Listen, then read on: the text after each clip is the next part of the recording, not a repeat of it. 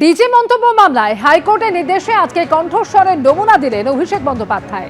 বিধাননগর আদালতে গিয়ে কণ্ঠস্বরের নমুনা দিলেন তিনি। সকাল 11টা নাগাদ কালীঘাটের বাড়ি থেকে বেরোন। কালীঘাট থেকে মাওনালপুল হয়ে এম বাইপাসে নেমে সল্টলেকে ঢোকে অভিষেক বন্দ্যোপাধ্যায়ের কনভয়। অভিষেক বন্দ্যোপাধ্যায়ের 4 গাড়ির কনভয় বেলা 11:49 বিধাননগর আদালতে পৌঁছয়। সকাল থেকেই কালীঘাটে অভিষেক বন্দ্যোপাধ্যায়ের বাড়িতে দেখা যায় প্রস্তুতির ছবি। কালীঘাটে অভিষেক বন্দ্যোপাধ্যায়ের বাড়িতে আসেন আইনজীবীরা। আর এর আগে তদন্তে অসহযোগিতা করলে অভিষেক বন্দ্যোপাধ্যায় রক্ষা কবচ কারার হুঁশিয়ারি দিয়েছিল আদালত। তদন্তে সহযোগিতা করতে হবে বলেই আদালত রক্ষা কবচ দিয়েছে, না হলে সেটা প্রত্যাহার করে নেওয়া হবে বলে হুঁশিয়ারি দিয়েছিলেন বিচারপতি Saugata Bhattacharya. Voice sample test যেটা হয়েছে, সেই ভয়েস স্যাম্পল টেস্ট আজকে প্রায় 2.5 ঘন্টার মতো সময় লেগেছে এবং সেই টেস্টটা প্রশাসনিক প্রক্রিয়া এবং বিচার ব্যবস্থার প্রক্রিয়া। তো আমরা সবাই ছিলাম, কিন্তু যেখানে হয়েছে সেখানে আমরা ঢুকিনি, যেহেতু সেটা একটা মানে কভার এরিয়ায় হয়েছে। যিনি মানে সম্রাট, যিনি মানে রাজপ্রাসাদে থাকেন, তো তার পক্ষে এই মাটিতে নেমে আসাটা একটু কষ্টকর।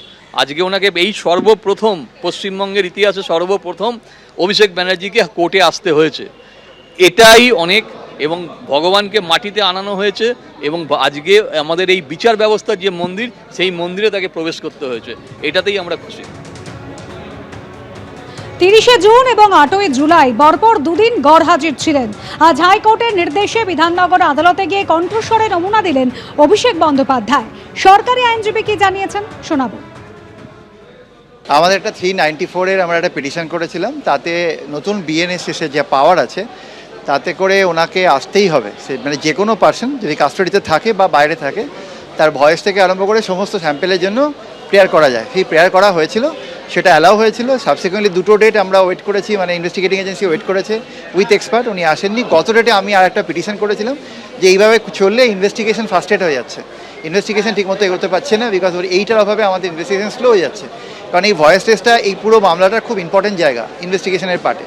তো আলটিমেটলি অনারেবল কোর্ট ডাইরেকশন দিয়েছিল ওনাকে আজকে আসার জন্য।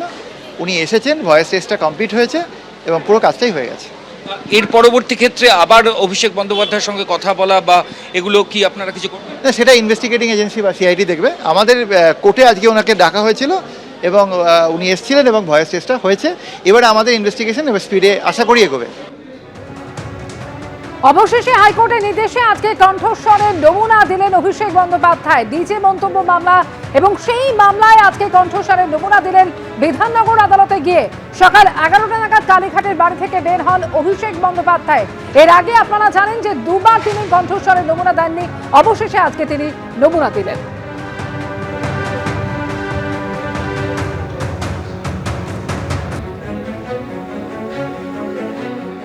অভিষেক বন্দ্যোপাধ্যায়ের চাপকে ক্রমশই বাড়ছে।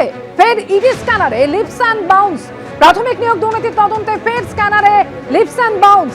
লিপস অ্যান্ড বাউন্সের বিরুদ্ধে বেআইনি রিভার্স ট্রেডিং এর অভিযোগ। এর আগে 2024-এ 30 অক্টোবর ইডির সাপ্লিমেন্টারি চার্জশিটে রিভার্স ট্রেডিং এর উল্লেখ ছিল। আমাদের প্রতিনিধি আবির দত্ত এই মুহূর্তে টেলিফোনে রয়েছেন। আবির, প্রাথমিক নিয়োগ দুর্নীতি তদন্তে ফের স্ক্যানারে এই লিপস অ্যান্ড বাউন্স।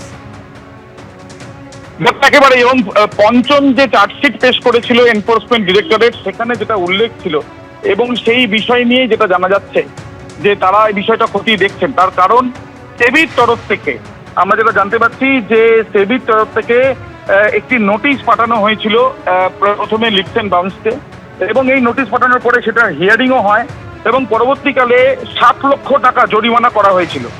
15I সেবি অ্যাক্টে এই জরিমানা করা হয়েছে রুল 5-এ। এছাড়াও যেটা জানা যাচ্ছে যে অ্যাডজুডিকেশন রুল ভাঙা হয়েছে বলে অভিযোগ। 3A, 4142A এবং PFUTP রেগুলেশন যে অ্যাক্ট রয়েছে সেটা লঙ্ঘন করা হয়েছে। এটা প্রাথমিকভাবে সেবি দেখতে পায় যে 45 দিনের মধ্যে যে টাকা 45 দিনের মধ্যে এই যে জরিমানার টাকা তারা দিতে নির্দেশ দেয়। 33 দিনের মধ্যে 48টি কন্ট্রাক্ট দেখে এই অর্ডার করে সেবি।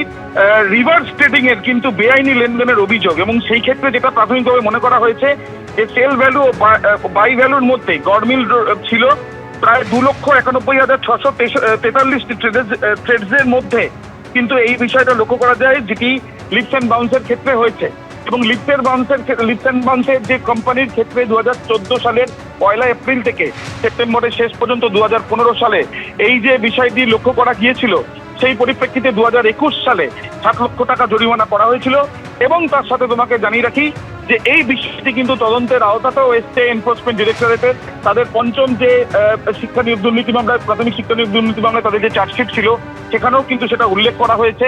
এখন এই যে গড়মিলটা যেটা সেবির তরফ থেকে প্রথম অবজারভেশন করা হয়, যেটা তদন্তের আওতায় এনেছে এনফোর্সমেন্ট ডিরেক্টরেটও, সেই ক্ষেত্রে লিফট এন্ড বাউন্সের এই ট্রেডিং এর পেছনেও কি শিক্ষা নিয়োগ দুর্নীতির টাকা রয়েছে, যেটা লেনদেন হয়েছে বা কালো টাকাকে সাদা করার চেষ্টা হয়েছে, সেই বিষয়টাও খতিয়ে দেখা হচ্ছে বলে ইডি সূত্রে খবর। এবং তার সাথে সাথে সেবির এই যে নোটিশ করা হয়েছিল এবং তাতে যে অ্যাডজুডিকেশনের অফিসারও একজনকে নিয়োগ করা হয়েছিল এই তদন্ত করার জন্য, এবং তার সাথে সাথে যেটা জানা যাচ্ছে যে শোকজ নোটিশ করার পরে সেটা রিপ্লাই এবং হিয়ারিং এর পরেই এই 7 লক্ষ টাকা জরিমানা হয়েছিল বলে জানা যাচ্ছে। এবিপি আনন্দ এগিয়ে থাকে, এগিয়ে রাখে।